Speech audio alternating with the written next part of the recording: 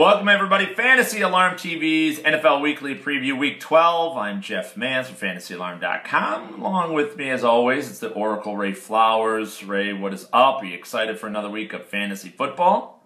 Absolutely. I'm excited to take you down in the matchups for Week 12, just like I did last week. Did I do that last week, Jeff? I forget. What happened? You barely brought... Well, it's a victory for you because you were 2-2.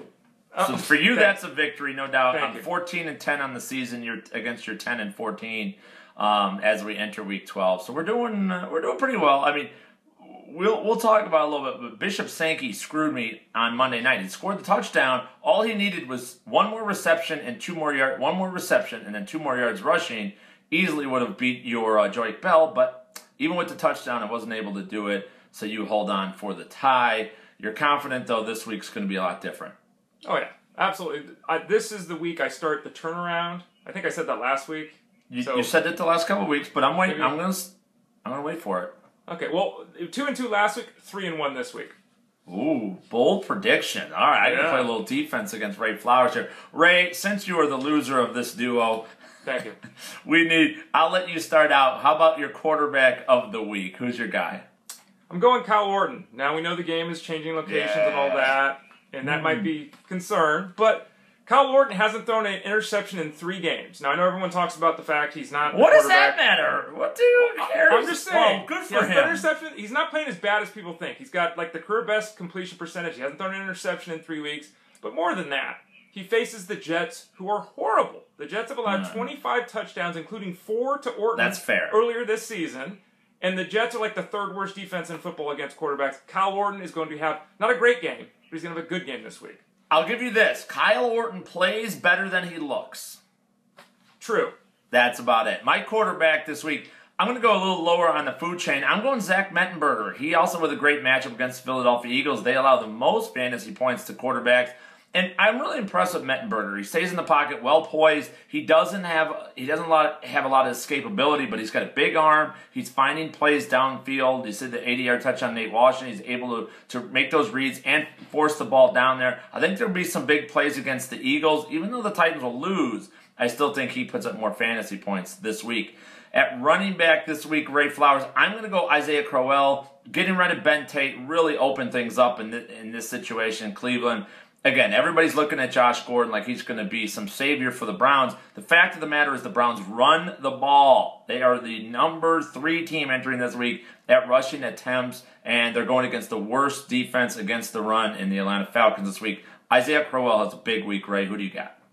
Talk about a lot of volume with the run. Trey Mason had 29 carries last year, last week, had over 110 yards. He clearly is the Rams' #1 dog at this point. We're not even seeing Zach Stacy on the field. Mason has led the Rams in rushing yards every game he has played this season.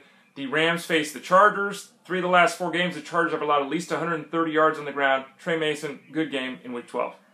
Zach Stacy was 0 touches in the last 3 games. Crazy. 0 snaps. I'm sorry. 0 snaps. Not even once on the field in 3 games. He's been active all 3. Very, very odd there in St. Louis. How about wide receiver, Ray? Who you got? Anquan Boldin. He's boring, but he gets targets. He's the only guy, apparently, that Colin Kaepernick trusts in the Niners offense. The Niners face the Redskins. In the last 5 games that Boldin has faced the Redskins, he's had 100 yards or a touchdown. The last 5 games this season, he's had at least 5 catches in each of those games, and he has scored 3 times. He is the only Niner weapon out wide that anyone should be looking at, Jeff.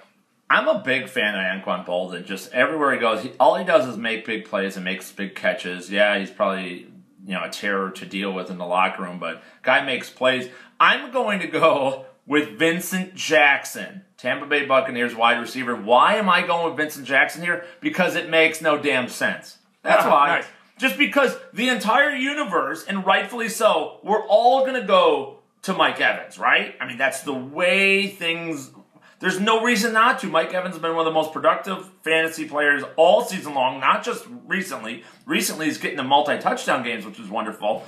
But because of that, knowing Vincent Jackson and how low his production's been against this choice matchup against the Bears, it's going to be Vincent Jackson that outscores Mike Evans this week because it makes no damn sense. Tight end, I'm going to steal, since I'm first to tight end this week, I'm stealing Larry Donald from you. Suck it, Flowers. All right. By the way, we should know every single person, either Ray or myself, has had Larry Donald as their tight end every single week, and that player has won that matchup every single week. Good luck charm. There you go. He is the good luck charm. He's better than the Lucky Charms leprechaun. Who's your tight end this week? I'm going on the other side of the field. I'm going Jason Witten.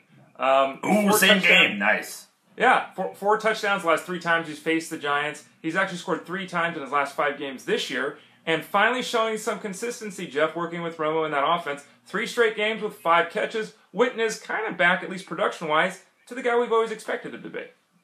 Yeah, I mean, the only thing with him, in at least seasonal, is that there's just not enough pass attempts in Dallas for me these days. But definitely, I mean, he's a veteran. Romo loves him. There's no getting around that whatsoever. How about give me your sleeper of the week this week, Ray Flowers? Who's a guy that people might put in their lineups that they wouldn't normally recommend?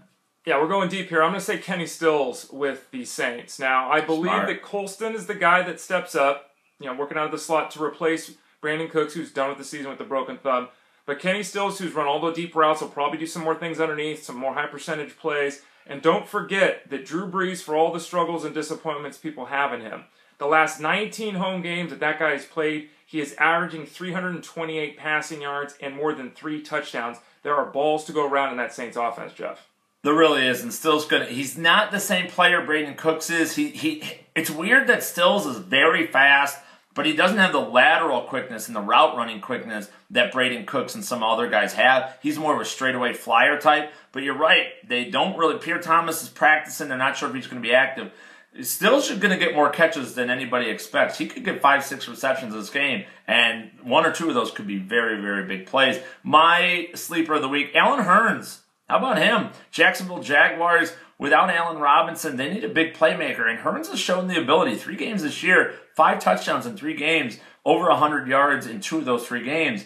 He's a guy who makes big plays. He makes plays after the catch. He would run after the catch ability. He can get downfield on you. He could catch the ball in traffic. He's shown all 3 of those this year. With Robinson out, I think Hurns is a very steady play. And against the Colts, let's face it, Jacksonville's going to have to pass a lot to stay in this game. So Allen Hurns is going to be my sleeper. How about your bust of the week, Ray Flowers? He's a big-name guy that people have been starting every game this season, I believe. It's Andre Ellington. The matchup is tough. It's in Seattle. No one likes that. Seattle's, allowing like 91 yards a game on the ground. So we know about the matchup, but this is as much about Ellington as it is the matchup.